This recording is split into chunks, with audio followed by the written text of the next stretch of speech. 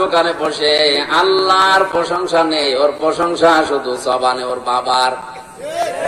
সে বাবা ন্যাংটা বাবা হতে পারে, সে চুলওয়ালা বাবা, চটওয়ালা বাবা, আর বাকি বাবার কথা আমি নাই বললাম। বিভিন্ন বাবার শুধু গল্প প্রশংসা, আমার বাবা এই করেছে, এই করেছে, এই করেছে, এই করেছে।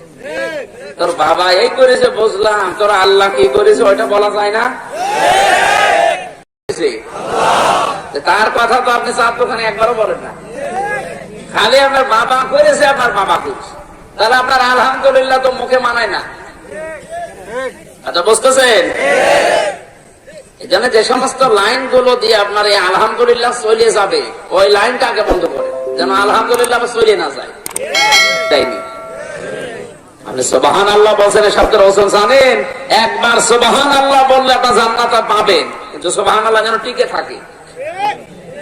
আল্লাহ যেমন পবিত্র, আল্লাহর আইন কানুন গুলো পবিত্র। আরো জোরে বলেন।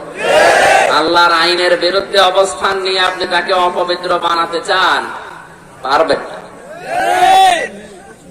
আজ পৃথিবী থেকে তারা ইসলামের বিরুদ্ধে অবস্থান নিয়েছেন, আমি কথা খুব নরম ভাষায় বলছি। আর যারা অবস্থান নিয়েছেন ইসলামের বিপক্ষে, মনে করছেন এই কয়জন ই করলে মনে হয় এই দেশে আর ইসলাম থাকবে না। আপনি যে কায়দায় ফু দিচ্ছেন, ইসলাম কিন্তু আরো জ্বলে উঠবে। আপনার ধারণা ভুল, কারণ আপনি যা দেখেছেন ওটা মরিচিকা। ওটা ওইভাবে যদি ফু দিতেন তাহলে বাতি লিপ্ত, কিন্তু এটা তো বাতি না, এর সুইচ সরাসরি কন্ট্রোল করেন আল্লাহ।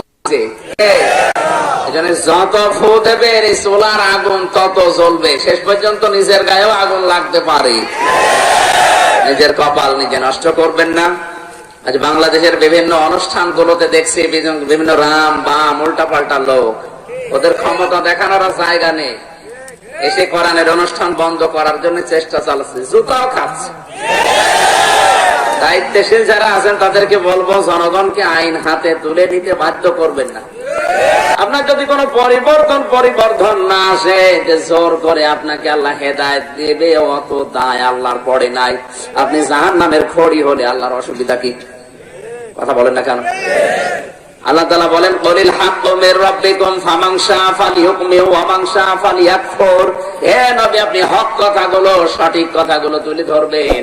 যার ইচ্ছা হয় সে কবুল করবে, যার ইচ্ছা হয় সে নাফরমানি করবে। ইন্না আতাদনা লিয-যালিমিনা নারা, জালেমদের জন্য আমি আল্লাহ আগুন তৈরি করে রেখেছি। জোরে বলেন নাউযুবিল্লাহ।